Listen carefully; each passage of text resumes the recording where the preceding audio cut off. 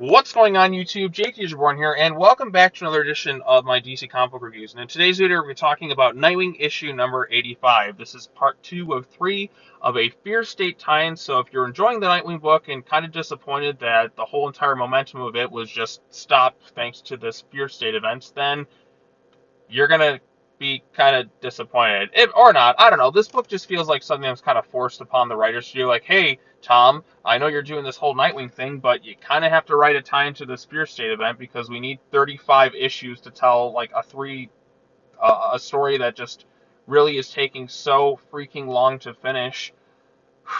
I don't know.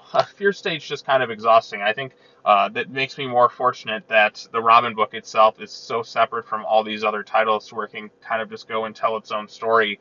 I'm just so thankful for that because Fear State to me is hindering a lot of stuff that's around it. It's taking so long. The pacing's forever. I'm over the magistrate thing. I just want to be done already. So next year, we're almost done. We got a few more issues left. I think we got through till the end of November, and I think maybe one issue in December.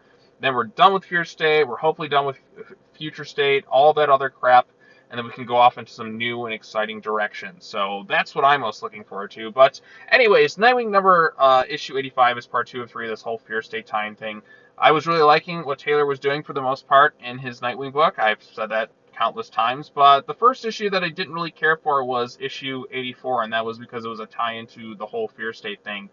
I was more interested in the stuff that was going on in Bloodhaven with the villain Heartless, the building of Dick and Barbara's relationship again. What was the deal with Tony Zuko having, or Dick Grayson having a sister who was a Zuko, and all that stuff. So that was the stuff I was more intrigued about, not necessarily the whole Fear State thing, because like I said, Fear State it's just going on way too long. I feel like this got stretched out needlessly. It could have been like maybe a 2 month thing, but it got stretched into like 30 something issues, and it's just hindering the story. So let's talk about the pros of this issue and the cons. The artwork is fine. I really like this variant cover right here. I think this is a gorgeous looking cover.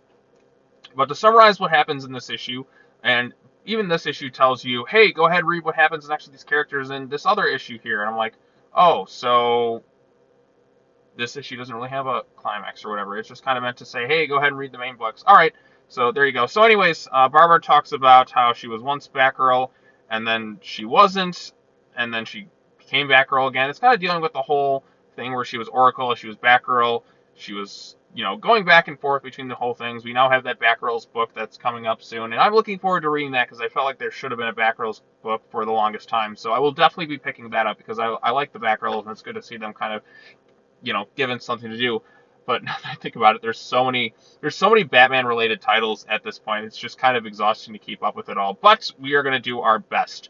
So yeah, anyways, we had that going on. Barbara's just kind of reflecting on her whole Oracle system was just there and taken over, and she's kind of dealing with the repercussions of the system that could spy and just kind of like know everybody's dirty little secrets.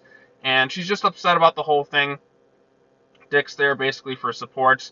The best thing about this issue are the flashbacks to when they were kind of younger, and they get little fun moments when they were just kind of just Batgirl and Robin, just kind of going off on patrol and having their own fun little adventures. It's kind of a bit of a reunion thing with that. They kind of go and confront stuff with the magistrate to kind of go after Seer and the whole anti-Oracle thing. Eventually, they're able to get into some sort of facility. Babs gets hit with a fear gas, and she's there to relive one of her biggest fears, which is Rick Grayson. And nobody liked Rick Grayson. I repeat, nobody liked Rick Grayson. Everybody hated it. Man, that storyline dragged on for a year too. Oh, wow, there's always like one story that's just so needlessly dragged on for so long, and it's just not really exciting. Last year it was the Rick Grayson thing, and this year it feels like it's the future state and magistrate stuff. Anything with the state in it, it's just, I'm kind of done with it. But yeah, so she deals with one of her biggest fears. She thinks he's dead, but then eventually she's comes to, and she immediately kisses him, and then Tim's like, oh, finally. And then you have this whole villain Seer who's just kind of up in this little flying saucer or whatever above the city, who's behind the whole anti-Oracle thing. And Seer mentions that it's going to go after Cass and Steph, which it mentions, hey, if you want to know what's happening there, be sure to check out the Batgirl's backup in Batman 116, which is something that I have yet, or I did read, so I'll have to talk about that soon. But overall consensus, Nightwing 85. I feel like you really could skip all three of these like story parts in this whole Fear State tie-in stuff. We got another one coming up next month, but once that's done, I'm more looking forward to what happens next because it's going to be separate from this whole Fear State thing. We can get back to Bloodhaven and all that interesting stuff that was going on there. This just feels like a needless side mission for a video game or a side mission that I wasn't really fully invested in. There's some great looking artwork that's been sprinkled throughout all the whole Fear State tie-ins and all that stuff, but the issues themselves, they don't really have anything all that exciting going for them. They're just tie-ins to an event that has just been needlessly stretched out, that's paced not that great, and I don't know. I'm not really enjoying the whole Fear State thing. I wish I were, but it's not a very exciting event to me because I don't care about the magistrates. I didn't care particularly that much for Future States and Fear States, and God, so many freaking states in there. I just want to get back to the whole Bloodhaven thing because I thought that storyline was a lot more engaging and more interesting. So this is just basically a 3-month detour. Once we finish this thing up, I think we'll be back in the saddle again and ride off into the sunsets with a much better Nightwing story. So I think you could probably skip this stuff. I don't really see all that engaging stuff. But if you're a Dick and Bab shipper, which I know some people are, some people aren't, because when it comes to shipping, that's always the craziest part of any fandom. But if you want some nice Dick and Barbara moments, which this run by Taylor has had, you can check the issue out for that because they do. I like the flashback stuff, and I like how she instantly goes to him after she comes to after being induced with the fear toxin. That was a nice moment, but that's still not enough to save a really kind of lackluster storyline thing too.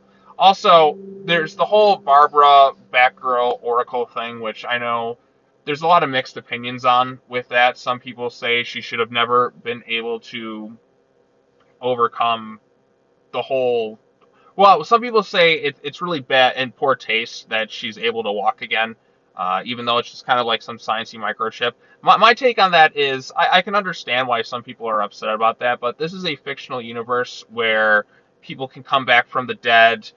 You have magic, you have rings that form constructs. Some people can run super fast to travel the speed of light and go back in time. This is a very crazy universe. It's not fully realistic, so that never bothered me so much, but I do think Barbara should just kind of retire from Batgirl at this point. She is my favorite Batgirl, but I want to see her just kind of take on the mentor role, I think, as Oracle after this whole storyline wraps up. I feel like this is a good send-off for Barbara Gordon in the Batgirl role. I mean, she's going to be in the Batgirl book, but I would like her to just take on the mentor role, just kind of staying as Oracle and just kind of leading the charge that way.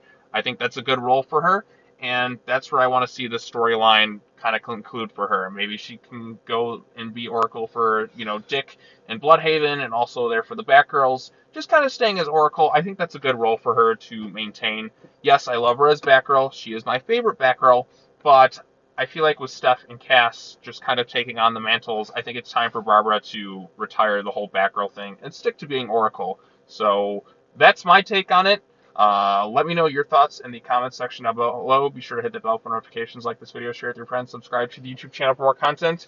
And I will see you all next time. I think tomorrow I will post the Batman comic book review, but I want to get the Nightwing one out today because next week is the Robin book, which is my favorite DC ongoing book right now, so I will be sure to talk about that. Anyways, that's all I got to say. Take care now. Bye-bye then, and I will see you all in the next video. Peace.